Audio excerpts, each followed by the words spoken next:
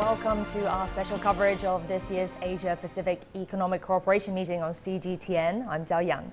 Now, the two-day APEC CEO Summit is underway in the host city, Port Moresby, the capital of Papua New Guinea. The event engages delegates on some of the most pressing challenges and questions in the world today, such as the state of the global economy, innovation and the digital future, and climate change. Chinese President Xi Jinping will deliver a keynote speech. CGTN, as an official partner of the APEC CEO Summit, will bring you live coverage of that speech and also throughout the day. In the studio, we have Mr. Sun Yuanjiang, a Principal Communications Officer from the Asian Infrastructure Investment Bank, and Mr. Jeffrey Tosin, a Professor of Investment from Peking University.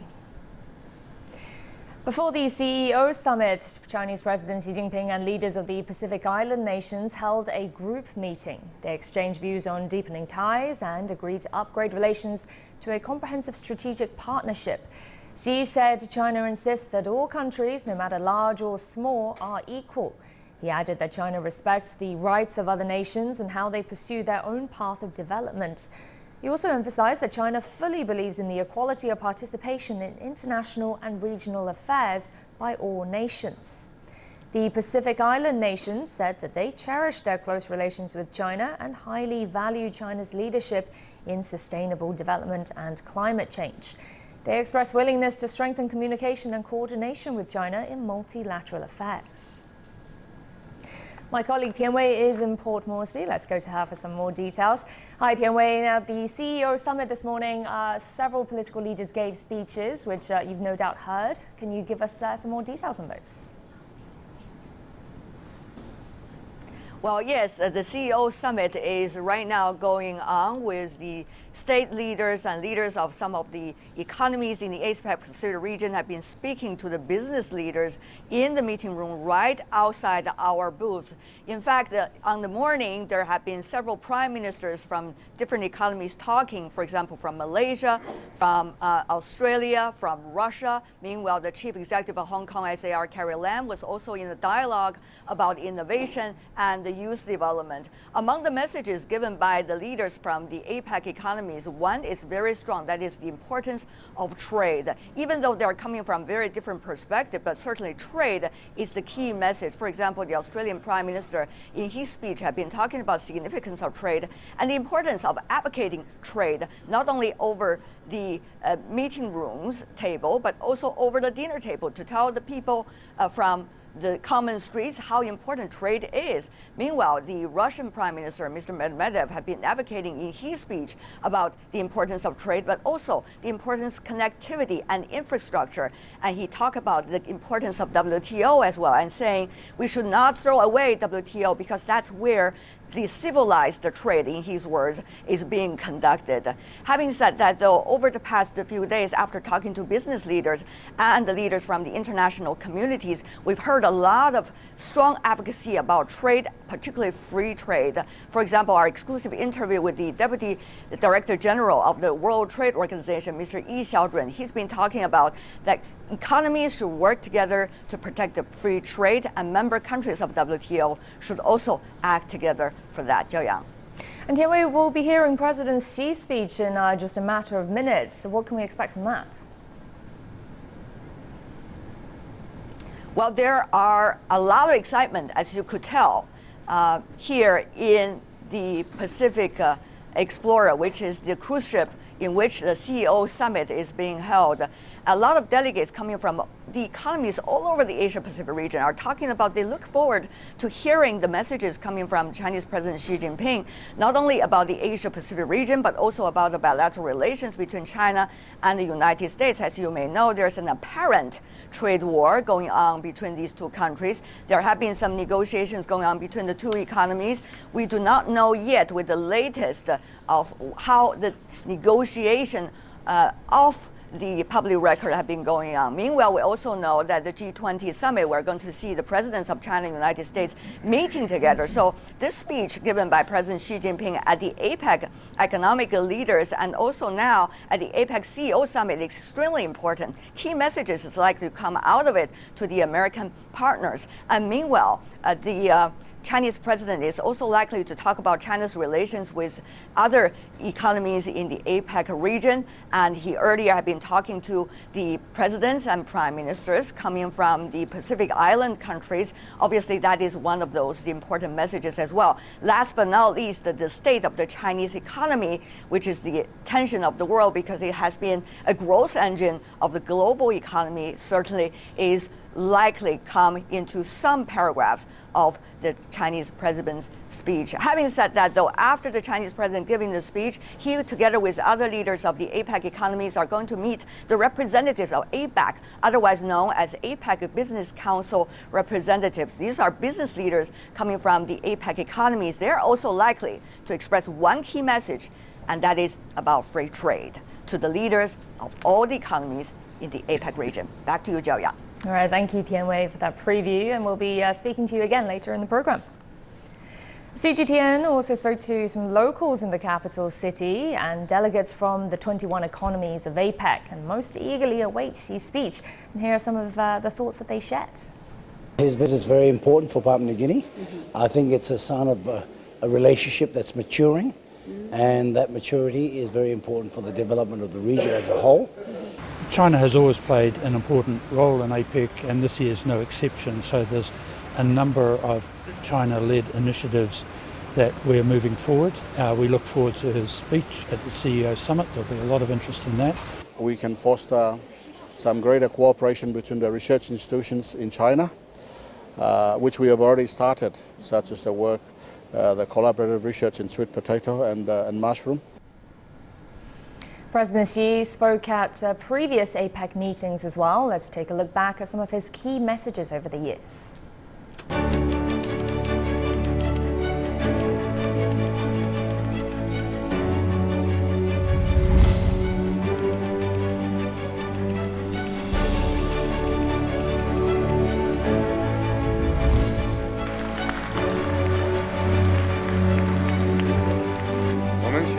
改革就是要激发市场蕴藏的活力。亚太发展前景取决于今天的决断和行动。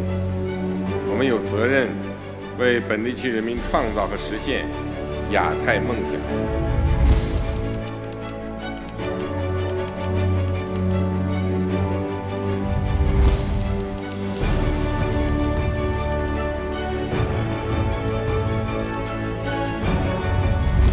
促进经济一体化，建设开放型经济。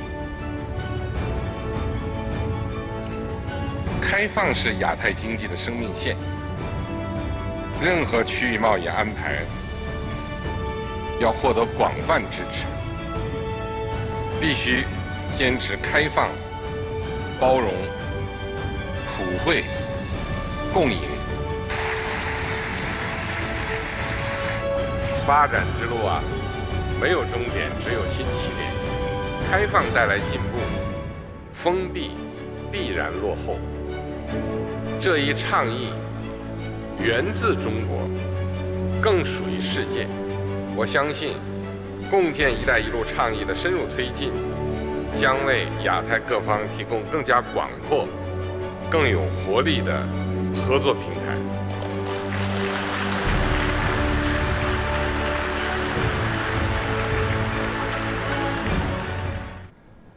Well, let me bring in our studio guests now, Mr. Sun Yanjiang, Principal Communications Officer from the Asian Infrastructure Investment Bank, and Mr. Jeffrey Towson, Professor of Investment from Peking University.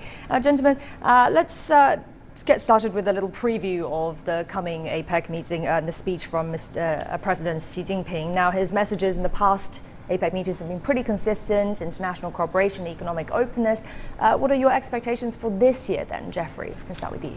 I mean, if you look at what he said last year, I mean, he had a couple points, 4 to 5 points, as you mentioned, economic cooperation, regional integration. But the one I thought was interesting was his first point, which was the most powerful lever for development is innovation, which is a very developing economy approach. That's not something you hear from, say, the US president. I think that's probably what I'm hoping we're going to see in this speech, because digital economy is a big theme of this speech, which is kind of taking that to the next level.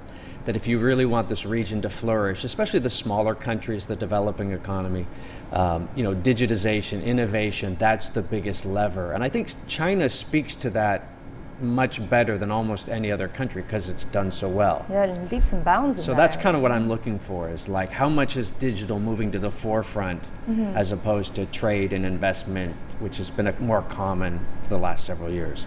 Your thoughts, Mr. Sun? Well, I see over a year that the world economy has experienced more profound changes. Globalization is facing powerful headwinds. So the trade tensions between China and the US has not only brought impact on the economy of both countries, but has also brought a lot of uncertainties in the region. So against this backdrop, I think that APEC, this year's APEC leaders meeting is going to address a lot of issues, and one particular important agenda is the free trade. So I believe President Xi will certainly address those kind of issues. And if you look at all his recent speeches, one message is very clear and very consistent, is that China supports a global rule-based multilateral trading system and free trade. But Jeffrey, do you think it's possible that we could see a united front, though, on the trade matter? I mean, yes, you'd like to see innovation kind of come to the lead a little bit more, but trade undoubtedly is a huge issue still. Right. I mean, underneath the whole idea of regional trade is the situation with the US and China, right? I mean, these are the two pillars of Asia Pacific, or these are two economies. And there is a bit of a negotiation going on where the countries, maybe their relationship has shifted a little bit. It's not quite clear. You hear, from the Chinese side, multilateral is a big approach, and the US is maybe a little bit more bilateral than it has in the past. Donald Trump talks about this a lot. Bilateral deals is what I think he likes to do personally. He's kind of a deal guy at heart. So within the region, it's this, I think there's going to be a certain level of discussion that's about the US-China situation. And if that turns into a win-win, which is something President Xi has talked about, win-win cooperation and all of this, I think that will ripple out to the whole economy and the whole region. But if this sort of uncertainty persists, yeah, that could probably ripple out as well. So there's sort of two stories going on at the same time here, and it'll be interesting to see how much people talk to one versus the other. China has been giving a lot of support to APEC members, and primarily the Pacific Island countries. I mean, for trade, the assistance from China in these countries have really tripled since 2016 onwards. And interestingly, the US's investment in this area is kind of steadily falling in the same period. Now, China has committed to give the host, Papua New Guinea, $4 billion. And the majority of this is being spent on a national road project, agricultural industrial parks, a hydropower project, and also a hospital. What do you make of these efforts that China is putting into this region, Mr. Sun? Well, in the course of China's development, especially when China adopts the policy of reform and open up to the outside world, as China really benefits a lot from other countries, including those multilateral development banks like World Bank and Asian Development Banks. So that has helped a lot, in the forms of foreign official development aid and also loans. So when China has now become a second economy, largest economy in the world, I think it also feels a kind of obligation to help others, especially those least developed countries in the region. So it was with this background that China has initiated the establishment of the Asian Infrastructure Investment Bank. Now currently AIB has 87 members, including the majority members of APEC. And the AIB has already approved a lot of projects in these regions. I think that this is certainly kind of things that China would like to see in the region. And what is it that China may stand to gain from all this pouring in of investment into the region then as well? I think that by helping these economies in the region, China would also help itself, because like this is an integrated world. Infrastructure really helps people, to connect regions. So with this kind of infrastructure projects, I think that China is making contributions to the regional cooperation and integration. And it would benefit itself in the meantime. And Jeffrey, what do you think of China's development, China's role in the development of APEC in general? You know, the U.S. approach, I'm an American, the U.S. approach has often been about deals, you know, trade deals, investment deals. What I like is that China comes at it more with that plus, look, roads and bridges and ports. Mm-hmm. You can do all the deals you want. If the goods can't move from one location to another, nothing happens. So I like the sort of combination that China is pouring a lot of concrete. And, you know, suddenly if you sell something in Papua New Guinea, it can get to Indonesia, which is, you know, the paper doesn't help you. So I kind of like the fact that China comes at it with much more of a developing economy stance. That, look, you've got to build the infrastructure, the warehouses, the roads, the ports, and then you've got to get broadband and get people digitized. There's more nuts and bolts to this than everyone meet, sign some deals, and then go home. So I kind of like that approach, and it's really going out throughout the region. More than probably anywhere else. So I think that's pretty interesting to watch. All right, well, thank you, gentlemen. We'll come back to you very shortly. There's a lot to look forward to with this APEC meeting. First, let's take a closer look at what APEC is and why does it matter. Established in 1989, the Asia-Pacific Economic Cooperation aims to promote free trade and economic cooperation in the Asia-Pacific region. APEC has 21 member economies: Australia, Brunei, Canada, Chile, China, China's Hong Kong, Chinese Taipei, Indonesia, Japan, Malaysia, Mexico, New Zealand, Papua New Guinea, Peru, the Philippines, Russia, Singapore, Republic of Korea, Thailand, the United States, and Vietnam. APEC has 3 official observers: the Association of Southeast Asian Nations Secretariat, the Pacific Economic Cooperation Council, and the Pacific Islands Forum Secretariat. APEC economies are home to an estimated 2.9 billion people, accounting for 39% of the global population in 2016. Every year, one of the 21 member economies hosts APEC meetings and serves as a chair. This year's APEC meetings will be held in Papua New Guinea from November 12th to 18th, with the theme of harnessing inclusive opportunities, embracing the digital future. It's the first time for Papua New Guinea to host APEC since becoming a member a quarter century ago. Growth has soared in the region since the first APEC meeting, with real GDP increasing from $19 trillion in 1989 to $45 trillion in 2016, accounting for 60% of the global GDP. The region also accounted for 47% of global trade in goods and services, with a value of $20 trillion in 2016. In 2019, APEC's GDP is forecast to expand 3.7%.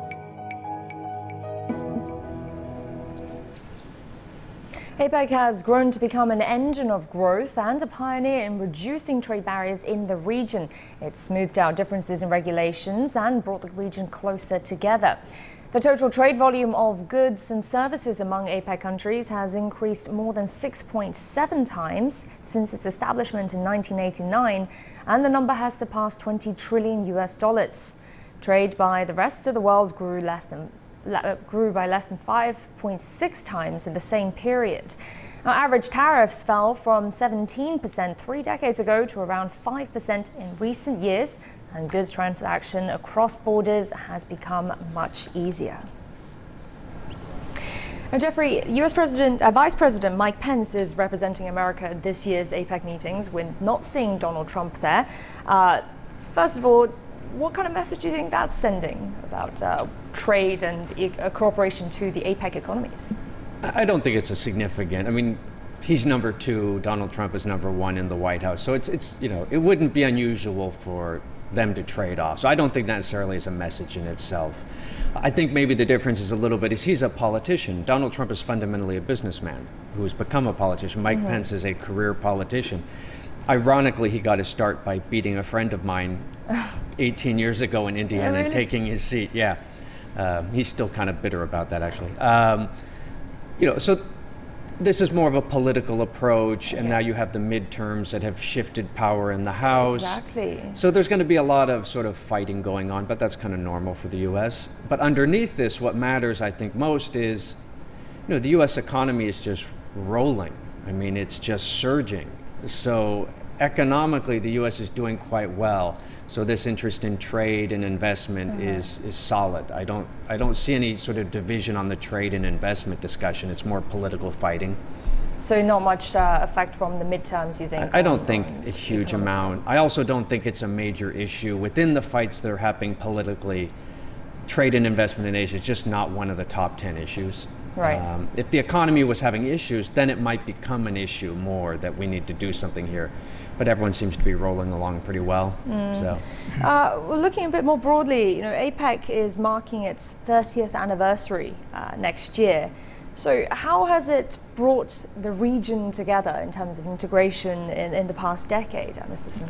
Yes, I think the establishment of APEC in the year 1989 is really kind of response to the increasing need of the regional cooperation and integration in terms of trade and investment liberalization.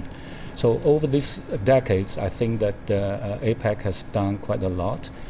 In the year 1994, they have set up a BOGO goal, which calls for trade and investment facilitation liberalization in two timetables, one for the industrial member economies by the year 2010 and the one for the developing economies by the year 2020. And now, we are now 2 years, remaining for the targets. And also, in view of the regional free trade agreements arrangements, I think that APEC is also trying to consolidate all those efforts. So in the year 2014, at the Beijing's APEC Summit, APEC has adopted a roadmap, tried to see how much APEC can contribute to these free trade area in Asia Pacific regions. I think that they are now also currently discussing about the post-2020 free trade agenda. So this is something that APEC has already done and tried to bring the region and all those member economies together so as to boost their free and open trade. Do you think it's time perhaps for APEC to expand a bit more? I mean, in terms of geographically, these are all the Pacific Rim countries, but say India, for example, it's Asia's third biggest economy. Is it possible perhaps for APEC to expand its membership? I mean, there's a list of countries that are applying in various forms. Peru is in, but Colombia is not. There's Panama, which must bother them quite a bit, I think. So how far does APEC go? Does it go to India? Yeah, I think you'll see some members pop in, especially on the rim, like say Colombia and Panama. That doesn't make a lot of sense. Going west into India, I think that's where people have greater issues. Right. It doesn't seem to be a lot of consensus that it should continue to move westward. Just knocking at the door of APEC for yeah, then you're getting close to that part of the world. So yeah, it's not clear, but there's a list of countries trying to get in or applying in various forms. So there are always pros and cons. In terms of the expansion of the membership, I think that some years ago, APEC has made a decision not to expand its membership.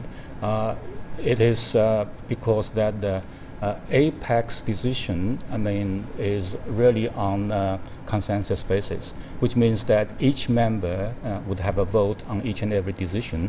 Although all the decisions in APEC is non-binding, but there are, the political wills, attached to all those kind of decisions.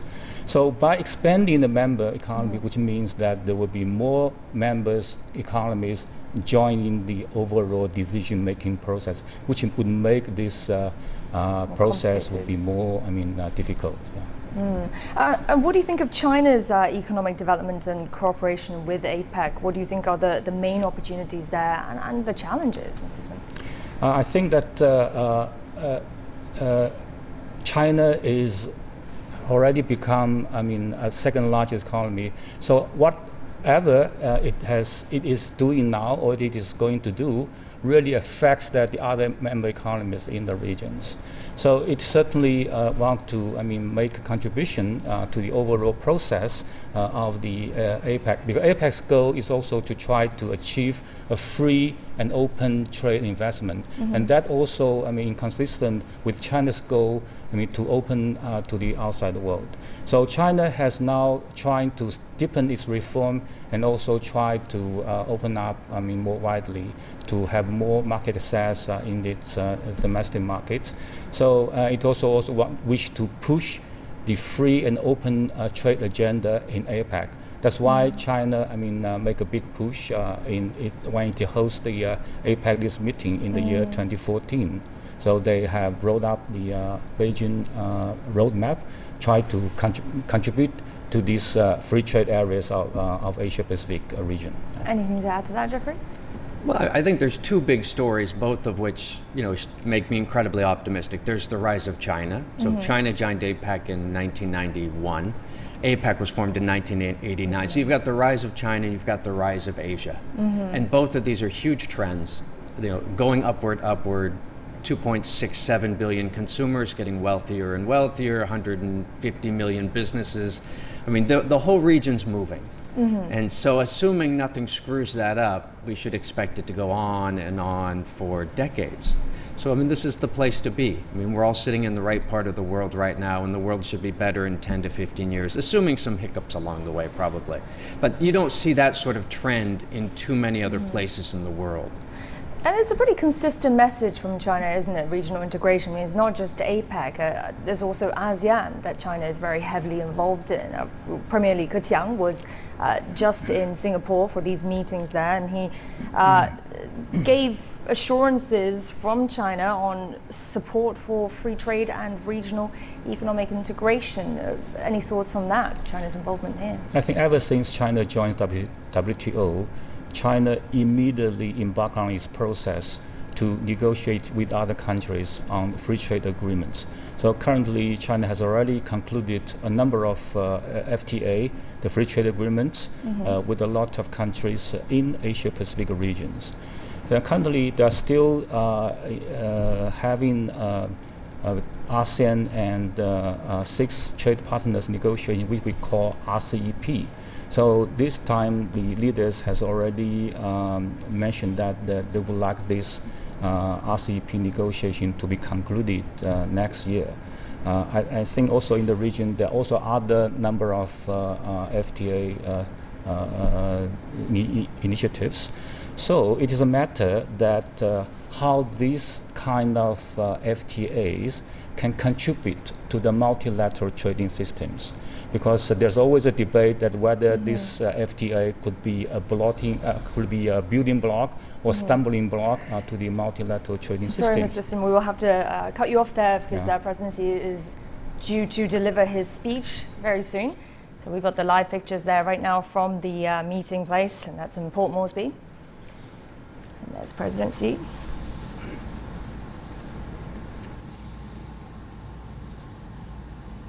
尊敬的阿尼尔总理，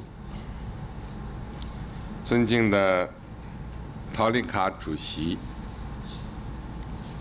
各位工商界的朋友、女士们、先生们，大家好！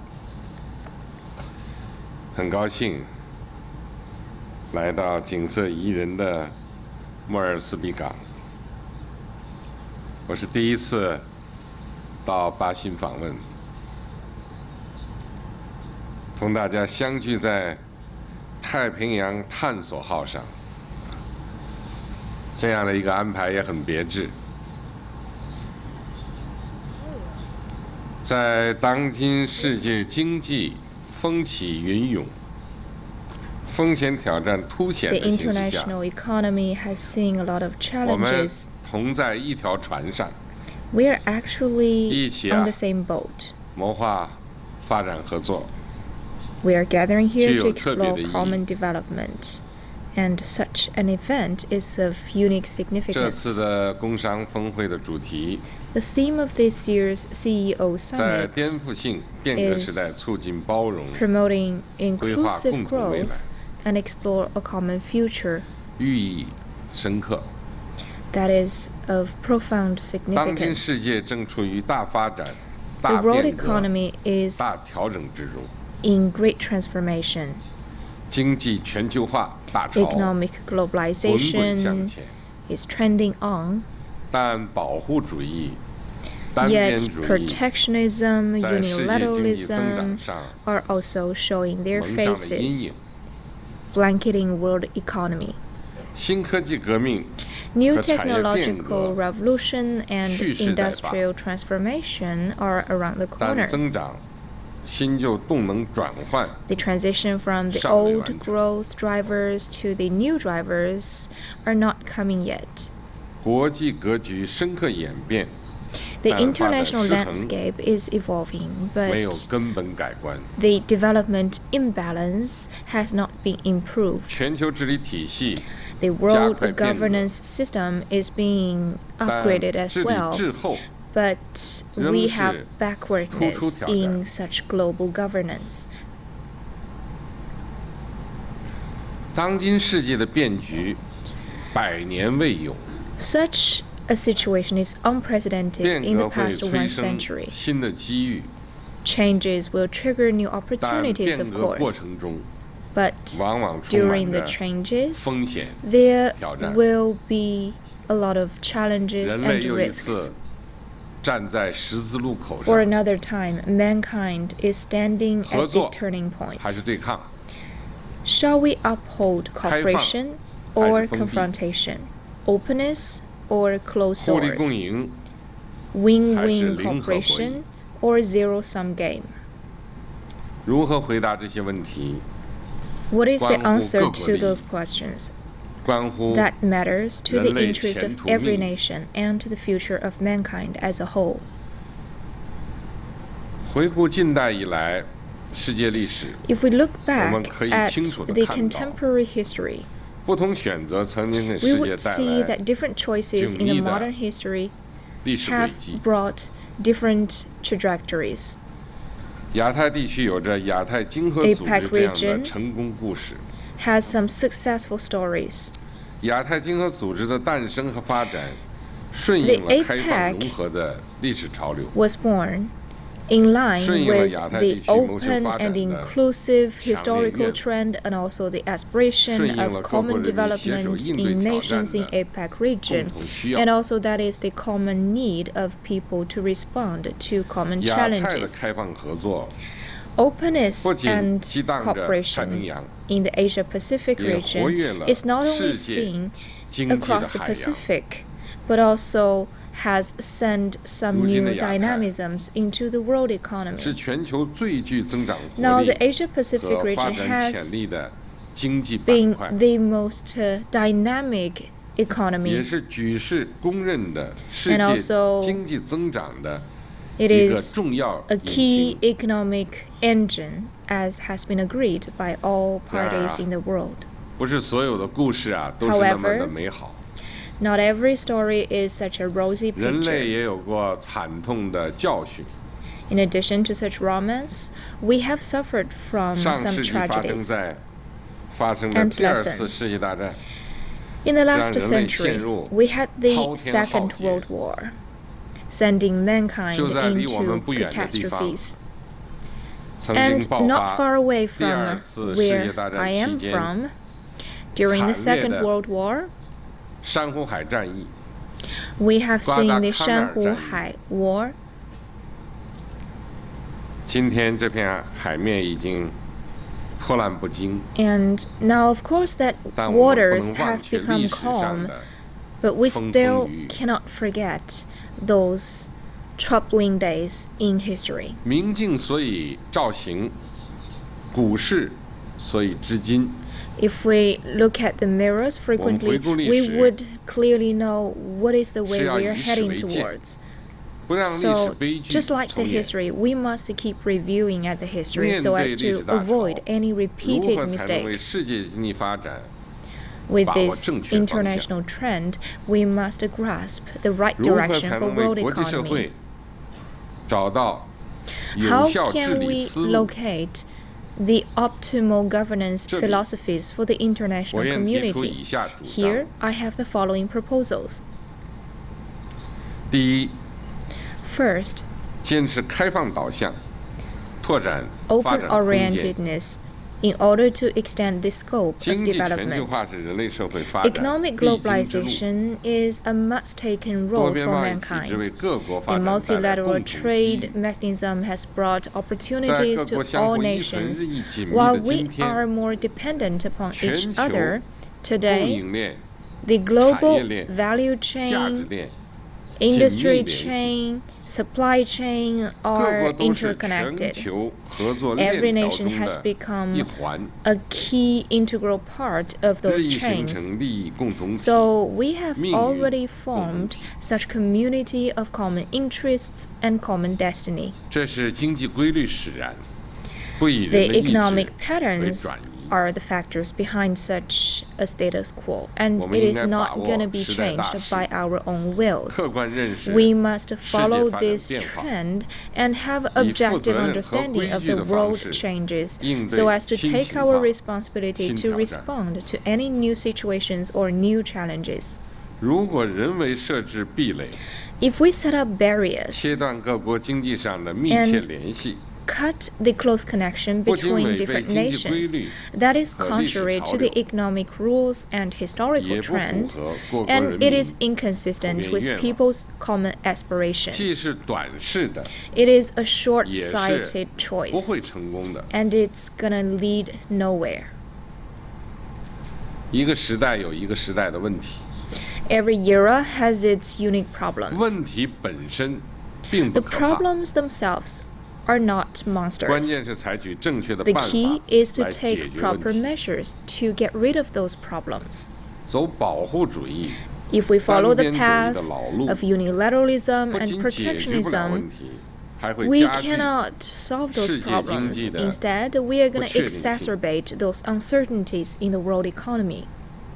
历史已经证明， History has 只有 proved 坚持 that 开放合 only 作， when we are 才能 committed 获得 to openness 更多发展机 and 遇， cooperation can we 更大 bring 发 about 展 more 空间。 opportunities and greater room of 自我封 development. 闭只会失去世界。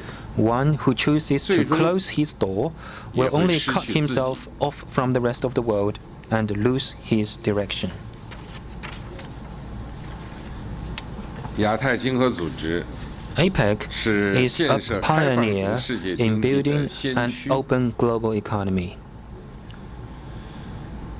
贸务目标将于 As 2020 the 年到 Bogo 期。 goals are set for 2020, 我们应该着眼 we should set our sights 2020 on 年后合 post-2020 作愿景， cooperation 坚持推 and 进 endeavor 亚太自由 to 贸易区 build 建 a 设。 free trade area of the Asia-Pacific.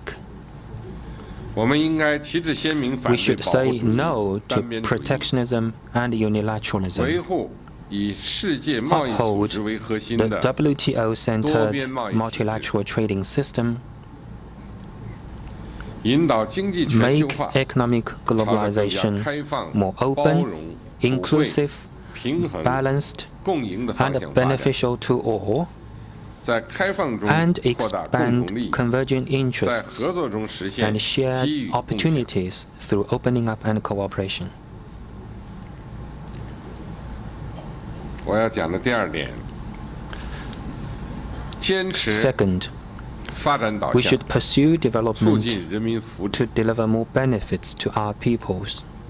当今世界的主要问题是发展不 Unbalanced 平 and 衡。 inadequate 不充分问 development 题。 is a primary issue facing today's world. 我们应该把人民福祉放 More 在 than 首位。 anything else, we should strive to deliver better 世界上 lives 所有 to 国家 our 都享 people. 有平等的 Every 发展权 country 利。 is entitled to 任 an 何人都 equal 无 right 权也 to 不能阻挡 development, and no 发 one 展 has 中 the 国家 right 人民对 or the power 美好 to 生活 stop 的追求。 people in developing countries from pursuing a better life.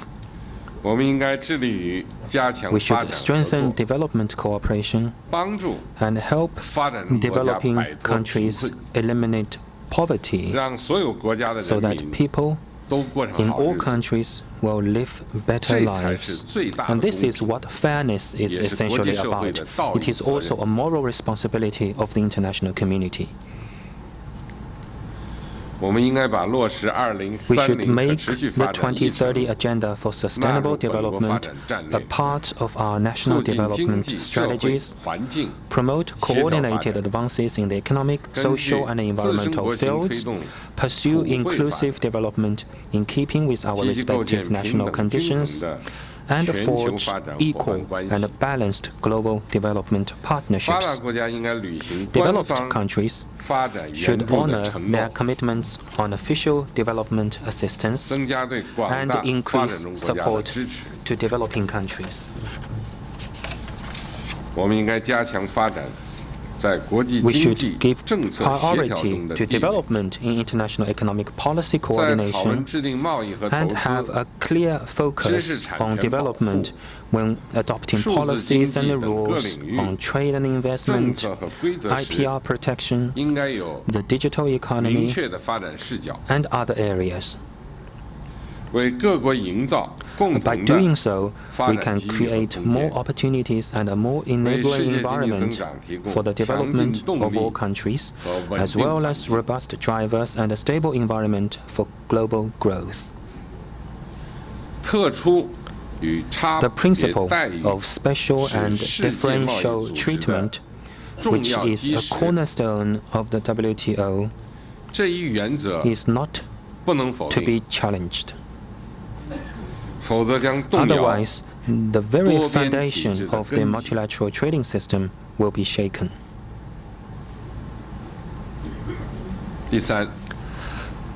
Third, we should take an inclusive approach and promote interaction.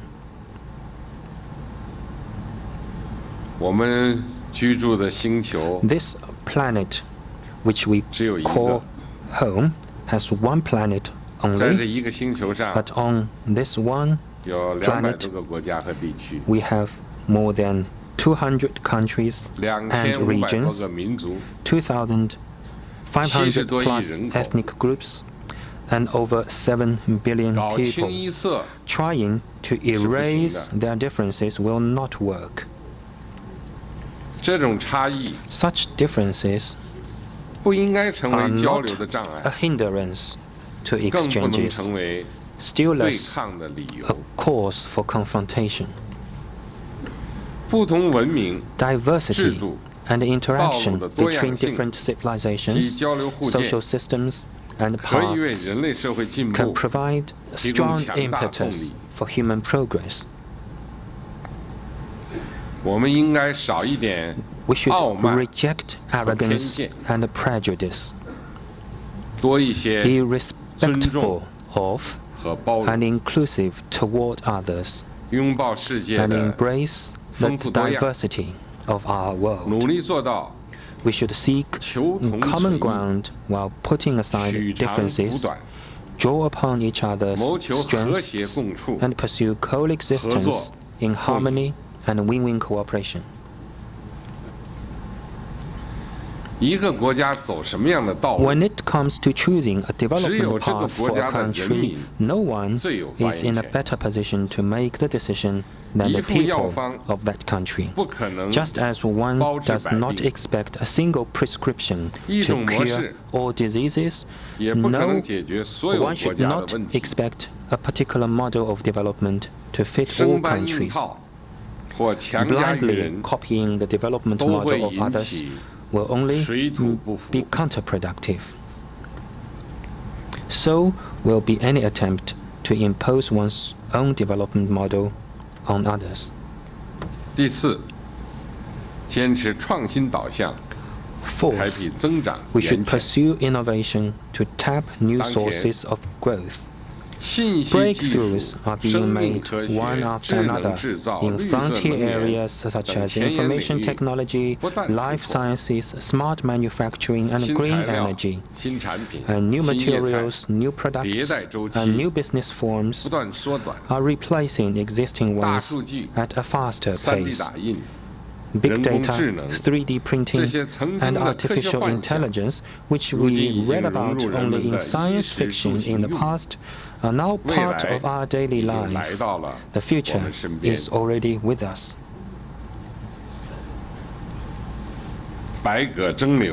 In a boat race, those who row the hardest will win. If we do not move proactively to adapt to the surging tide of new scientific revolution and industrial transformation, we risk missing valuable opportunities or even falling behind the times. What we should do is to lose no time in making every effort to explore new growth drivers and development paths and remove all institutional obstacles holding back innovation. We should boost innovation and market vitality and deepen international exchanges and cooperation on innovation, so as to better meet our respective and common challenges in development. The sweeping new scientific revolution and industrial transformation will have a profound impact on the mode of production, way of life, and the values of human society. The need to strike a balance between equity and efficiency, capital and labor, technology and employment has become a common challenge for the international community. If not handled properly, this issue will further widen the wealth gap between the North and the South. We should gain a keen understanding of the complex dimensions of this issue and make the right decision. This will enable us to steer the new scientific revolution and industrial transformation in the right direction. Scientific and technological innovations should meet people's needs. Every country is entitled to benefit from such innovations made through both their own efforts and international cooperation. Scientific and technological innovations should not be locked up or become profit-making tools for just a few.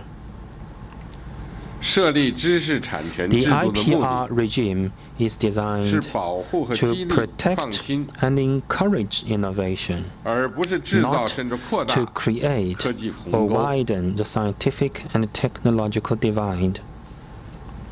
We should develop policy institutions and systems that are responsive to the new scientific and industrial revolution, and foster an enabling environment for international cooperation that will deliver the fruits of innovation to more countries and peoples.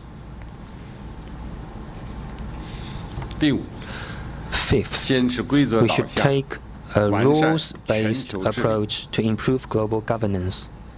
With the painful lessons of two world wars in mind, countries established the global governance framework underpinned by the United Nations and composed of the IMF, the World Bank, the WTO, and other institutions.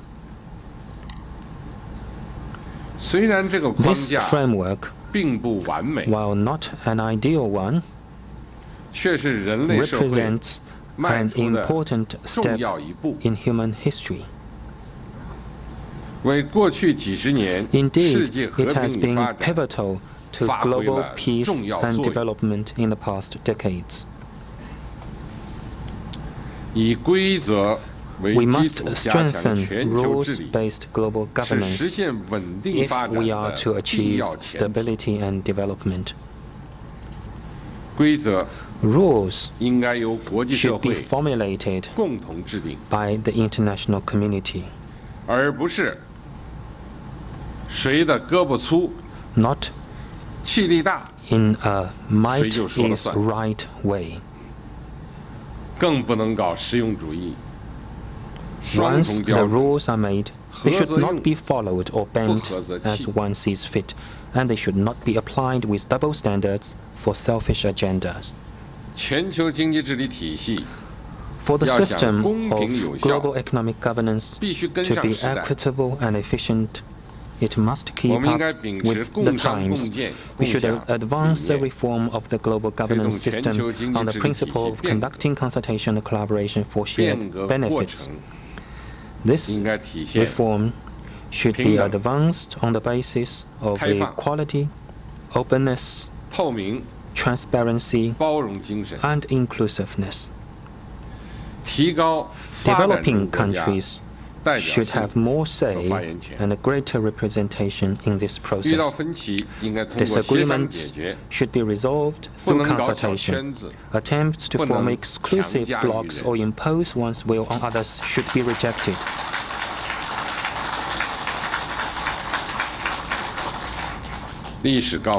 History has shown that confrontation, whether in the form of a Cold War, a hot war, or a trade war, will produce no winners.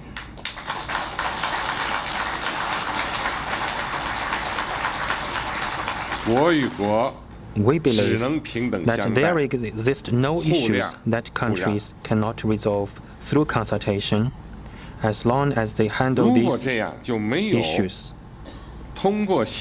in a spirit of equality, mutual understanding, and accommodation.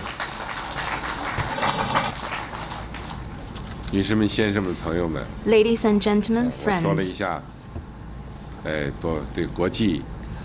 the above are my views of the international landscape, and now I will turn to China's development.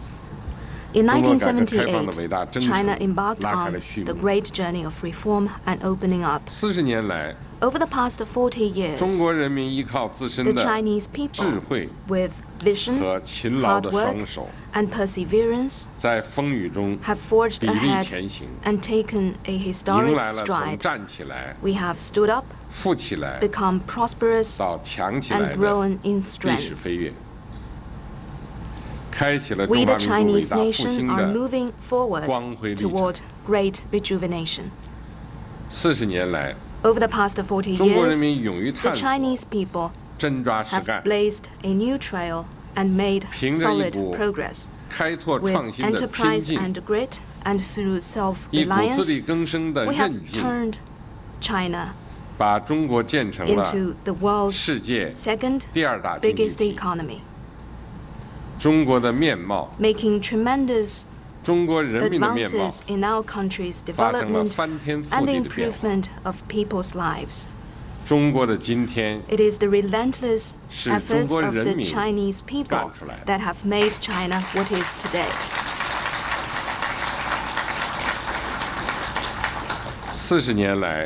Over the past 40 years, the Chinese people have embraced the world with open arms. China has pursued its development through opening up.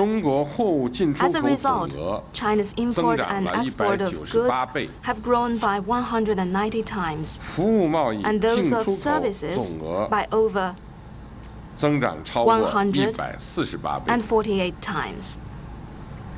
China has attracted nearly $2 trillion in foreign investment. It has become the world's biggest trader of goods, the biggest tourism market, and a major trading partner with over 130 countries. Over the past 40 years, the Chinese people have pursued development with a single focus and made lives better for ourselves, guided by a people-centered development philosophy. Between 1978 and 2017, China raised its per capita disposable income by 22.8 times, lifted 740 million people out of poverty, 翻了一番， and doubled the number of jobs 城乡免 created. 费义务教 We 育 have achieved 全面 free 实现， compulsory primary and middle school education 世界人 nationwide, 口覆盖人口 and 最多的 established 社会保 the 障体 world's 系， biggest social 基本建 safety 立。 network. 中国人民的获得感、 Thanks to 幸 these 福感、 accomplishments, 安全 our 感 people 显著 now 提 feel 高。 secure and have a greater sense of fulfillment and contentment. 40年来， Over the past 40 years, 中国人民利 the 己达 Chinese 人， people have 共 pursued 谋发展， our own development to achieve development 始 for 终不 all. 渝走和平发展 China 道 has 路， stayed on the path of peaceful 积极 development, 参与 got actively 全球经 involved 济治理， in global economic governance, 积极支持广大 and 发展中 actively 国家发展 supported，other developing countries 实 in 施 their 负责任的宏 development. 观经济政 We 策 have，implemented responsible 保持对世 macroeconomic 界经济 policies 增长的 and 较 contributed 高贡献 a 率， significant share of global 为应 growth. 对 We have 亚洲金融危 played 机 our part in 国 responding 际 to 金 the 融危 Asian 机 financial crisis 做出了 and 自 the 己的 global 贡献， financial crisis. 为推动构建 By 人 so 类命运 doing, 共同体 China has 贡 contributed 献了智 its 慧 vision and 和力量。 input to building a community with a shared 5年 future 前 for mankind.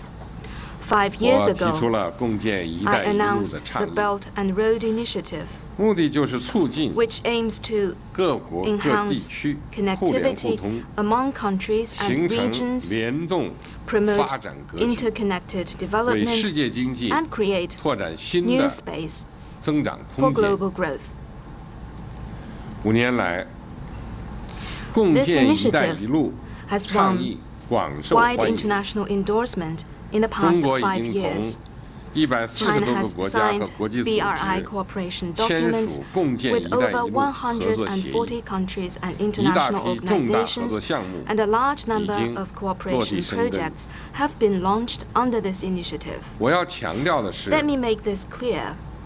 共建“一带 The 一路” BRI 是开放 is 的 an open 合作平台， platform for cooperation. 秉持的是共 It 商 is 共建 guided by 共 the 享 principle 的 of consultation 基本原 and 则， collaboration for shared benefits. 没有 It is 地缘政 not 治目的， designed to serve any hidden 不针对谁， geopolitical agenda. 也 It is 不 not targeted 排除谁， against anyone, and it does 不 not 会关起门 exclude 来搞小 anyone. 圈子， It is not an exclusive 不 club 是有人 that 说 is 的 closed to 这样那 non-members, 样的， nor is 所 it 谓 a 陷阱， trap, as some people has 而是 labeled 中国 it. 同世界 Rather, the 共享 BRI 机遇 is a major 共 and 谋发 transparent 展的 initiative 阳 with 光 which 大道。 China shares opportunities and pursues common development with the rest of the world.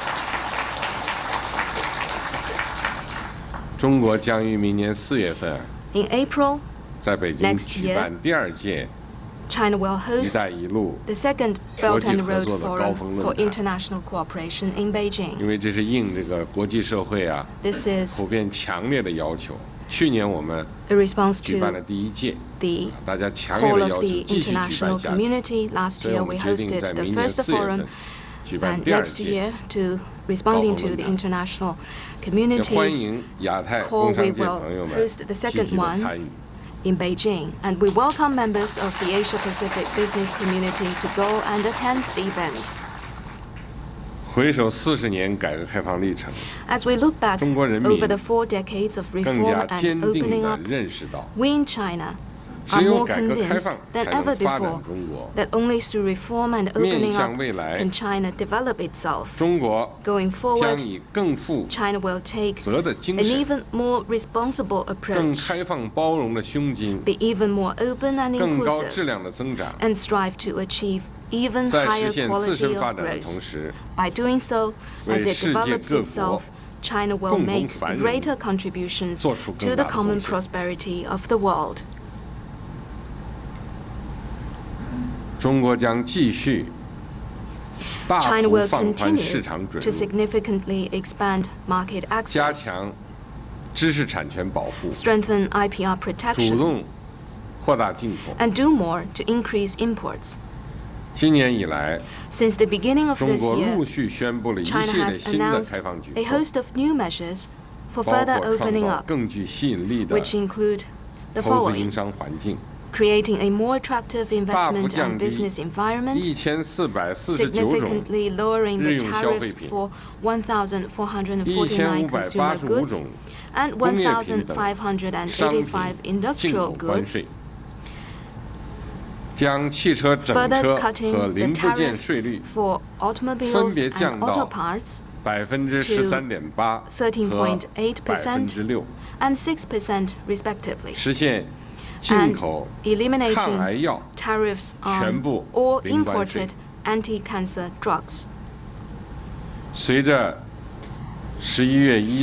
With a new round of tariff cuts coming into effect on November the 1st, China's overall tariff rates have been reduced to 7.5%. This is beyond the commitment China made upon its accession to the WTO. It is also lower than the majority of developing countries.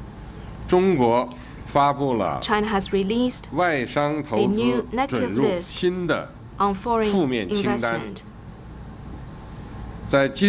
and will further open up finance, automobiles, aircraft, ships, and other sectors. 据世界银行的报告， According to a recent World Bank report, 中国营商环境排名 China has moved up 今年一下子比去年 over 提升了30多位， 30 places in the ease of doing business 成为 ranking 营商 over the 环境 past 改 year 善幅度 and is 最 among 大 the 的 economies with 经济 the 体 most 之一。 significant improvement. 中国对内外资企业 China views all 一视同 companies, 仁， both 平等对 Chinese 待， and foreign, as 欢迎和 equals. 鼓励 China 各类 welcomes 企 and 业公平 encourages 竞 fair 争， competition 也 among 将 them 充分保 and 障 will fully 他们的 protect 合法 their 权益。 legitimate rights and interests. 一周前啊， A week ago, 首届的 the first 中国国际 China 进口博览 International 会 Import 在 Expo 上海 was successfully 成功 held 举 in Shanghai. 吸引了 It was attended 172个国 by 家、 172 countries, 和国际组织 regions, and international organizations, 3600多家企业、 over 参展 3,600 companies, 40多万 and 名 more than 境内外采购商 400,000 Chinese 到会 and 洽 foreign 谈采购， buyers. 成交额 Deals 达到 worth 578亿美元， $57.8 billion were sealed. 4500多 The 名 Hongqiao 各界 International 知名人 Economic 士 and 出 Trade 席了 Forum, held as part 同时 of 召 the 开的 expo, 虹桥国际 attracted 经贸论坛。 4,500 leading personalities from various sectors 中国是用 around the 行动 world. With such 在证 actual 明支 steps, 持 China has 贸易自由 demonstrated 化， its commitment to trade 主动 liberalization 向世界 and opening up 开 of 放 its market. 市场的决心。也欢迎大家 I wish to 明 welcome you 年 all 参加第2届 to the 中 second 国国际进口博览 CIIE 会， to be 因 held 为我们 next 这个 year. 进口博览会啊， This 一 expo, 开就收不住了，年年 it 举 has 办。 been launched and it will be held year after year. 我相信 I am 中国 confident 近14亿人口的 that 大 the 市 large 场 market of China, with a 必将成 population 为世界 of 经 close 济 to 增长之 1.4 源。 billion, will be a source of 活力之源。 dynamic growth for the global economy. 在座的许多企业家 Many of you 都 present 是中 today 国改革开放的 have 见证者、 witnessed, 贡献者、推动者， contributed to, and 受益者， benefited from China's reform 同 and 中国 opening 结 up, 下了不解之缘。 and have forged a special bond 工商 with 界 China. 是引领 The business 亚太 community 和世界经济增 is 长 an 的重要力 important 量。 force driving the economic development of the 希 Asia 望你们发挥 Pacific 企业 and the 家 wider 精神， world. As 勇 entrepreneurs, 做经 you 济 should 全球化 bring 的 out 弄潮 your 儿， best and ride the waves of 继续为 economic 决策者 globalization. I 提 hope you 供 will 明智 continue 建 to 议， share your insights with decision 推动 makers, 各国采取积 encourage 极务实政策， countries to adopt 广 positive 泛开 and 展 practical 经济 policies 技术合 and 作， carry out extensive economic 为 and 亚太地区 technological 乃至世 cooperation. 界共同发 Together, 展 we can 繁荣 open a new 闯 horizon 出 for the 新 common 天地。 development and prosperity of the Asia Pacific and the world at large. 女士们、先生们、 Ladies 朋 and 友们， gentlemen, dear friends, We APEC member economies are brought together by the Pacific Ocean. I was looking at the vast ocean when I boarded the ship, and it struck me that we are all indeed fellow passengers in the same boat. Let us Indeed, we are fellow passengers in the same boat. Let us keep the steering wheel steady and paddle in the right direction so that the ship of the global economy will brave winds, break waves, and this ship of the global economy will sail to a brighter future. Thank you.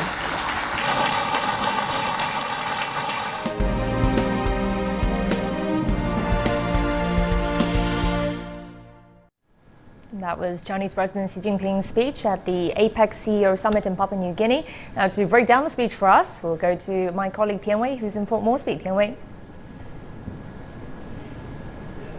Hello, Zhao Yang.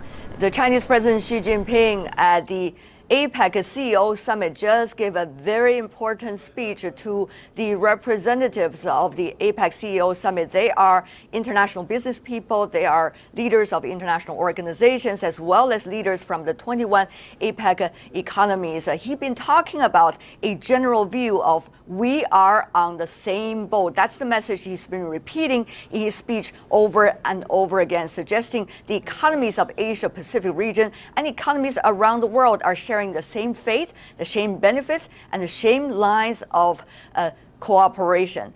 And he has been talking about several areas. One, of course, is China's attitude toward free trade and also how the international trade system should be run. And secondly, he's been talking about development, diversity, embracing the inclusiveness of the world, including not to be arrogant, not to be having prejudice, but rather respect the different cultures and different ways of doing things. And meanwhile, he's been illustrating the importance of China's reform and opening up and the chance it presents to the rest of the world, while at the same time suggesting China's contribution to the global economy. One of the most important things, of course, is about how China is looking at free trade. The Chinese president illustrates it very closely. There are several principles. One is opening against closing the door, cooperation against confrontation. He's also talking about the long-term vision against short-sightedness. Of course, on the global trade issue, he emphasized the importance of WTO and also rule-based, responsible trade practices. Meanwhile, when talking about China's reform and opening up, the Chinese president particularly briefed the audience in the APEC CEO Summit, suggesting that China is open with all the possibilities about the BRI, Belt and Road Initiative. It's a platform inviting all partners to join. He also talked about some of the recent measures China has been taking about trade. For example, lower the barriers of trade, lower the taxes, and also he talked about protection of intellectual property rights, as well as helping people to understand the opportunities of China, including the recent concluded China Import Expo, suggesting great business opportunities in the Chinese market and all over the world. So you can see, Zhao Yang, there are a lot of issues on the speech of Chinese President Xi Jinping, round after rounds of warm applause coming from the business community representatives of the Asia-Pacific region. And on that, I'm also inviting one of them into our studio here in PNG. Xiaoyang Shen. He is a Chinese, but he is now a managing director of a company called Barrick Gold. It's actually a joint venture between China, Canada, and also PNG as well. Mr. Shen, welcome to our program. I want you to comment a little bit about the inclusiveness and also the free trade that the Chinese president has been talking in his speech. For business leaders like you, particularly doing business all over the world, what does it mean? I think that my company is a perfect example. China opens up, not only bringing investors into China, we as a Chinese company, we are also going out. So now here we are, we come out to PNG. And we are not alone. Our company, as you just mentioned, is a perfect example of multilateral cooperation. We have 3 partners, 2 major mining companies, one from China, the other one from Canada. And we also have a local partner in Papua New Guinea. In Papua New Guinea, Nga province, consisting of provincial government and landowners. So that's also shared interest, as we say, and shared benefits. It's a crystallization of that practice.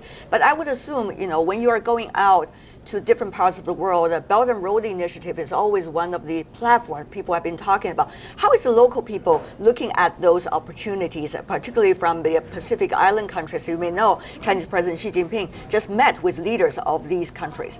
As you are aware, this country is rich in various natural resources, but they simply cannot do them alone. So they are expecting countries like China to come over to bring with capital, right, to bring with technology and our management expertise.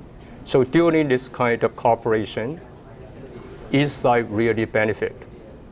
So that is, I think that is something that is happening in this country. So their policy pretty much is also in alignment with China's. So China is going out, as you just mentioned, that PNG being part of the part of the Belt and Road Initiative. So we see PNG as having significant potential. I see. Having said that, though, let me also move on about the inclusiveness. The Chinese President Xi Jinping talked about people should get rid of arrogance and prejudice in a globalized world, and also people should respect the diversity. Of course, we understand this country, for example, is very different from the Chinese culture, also different from the so-called the typical Western culture. So when doing businesses, when going out and interacting, cooperating, how to set the rules? Is that going to be an inclusive process? Will players from different parties going to be represented? When practices are going on, business spreading around, will different cultures be respected? Will the interests of local people be respected? That's a question a lot of people ask these days about this economy when cooperating with China. Mr. Xia. You're absolutely right. Each country or each ethnic group will have the customs and their culture. But the key is not to focus on differences. We need to look for common destiny. And the key to start with is to have mutual respect. Respect their custom, respect their differences. So through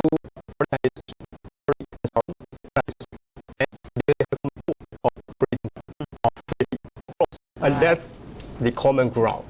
So my view and my experience has been, instead of talking much about differences, right, we look for our common interest.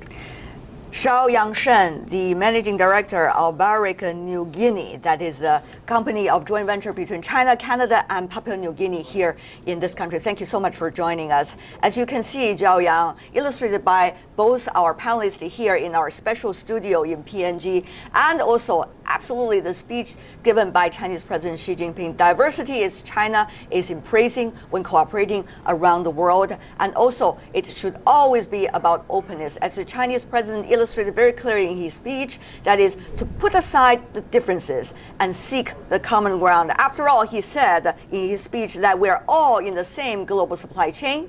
We're all in the same global cooperation chain. Back to you, Zhao Yang. Wei, thank you very much. President Xi opened by addressing some of the daunting challenges that the world is facing today, and here's a little snippet of his speech. Global growth is shadowed by protectionism and unilateralism. A new revolution in science, technology, and industry is in the making, but old driving forces are yet to be replaced by new ones. The international landscape is undergoing profound changes, but imbalance in development is yet to be addressed. The reform of the global governance system is gathering momentum, but improving its efficiency remains a major challenge. Well, no big surprises there from President Xi's speech. It's the message that he sends frequently at these big international gatherings. But anything that stood out for you particularly? And Jeffrey, you got your innovation bit in there. Yeah, maybe two things. One was the innovation aspect, which is this is the biggest driver for prosperity and development. And he made a long list: 3D printing, big data, AI. The point that caught my attention was the widening technological divide. Yes, it's a big driver, but if certain countries move forward and others don't, you could actually see an exacerbation between wealthy countries and poor countries based on this. So I thought that was a really interesting point. And then the other thing was, you know, the openness and inclusion versus unilateralism and protectionism. I mean, the language was quite strong. You know, contrary to history, short-sighted, exacerbate your problems, doesn't solve them. I mean, it was probably a little stronger than I thought it was going to be. And exactly. I mean, there's, you know, that is the big elephant in the room, isn't it? The trade war between China and the US. So, Mr. Sun, what are your prospects? What are your outlooks for this? I mean, Xi is going to be meeting with Trump in less than 2 weeks in Argentina, and this is no doubt going to come up. Yeah, I'm really cautiously optimistic about that. I think that at least that the two leaders would like to meet in G20 summit. This shows that both sides have a political willing. So previously there are a lot of trade talks happened between China and the U.S. government, and I think there are a lot of technical issues they have already tackled. So what remains is really the political will. So as long as there is a political will, I think there is a way. Yeah. All right. Well, thank you both very much for being here with us and sharing your insights, Sun Yuanjiang and Jeffrey Towson. Do stay with us on The World Today and the special coverage. We'll be right back with more.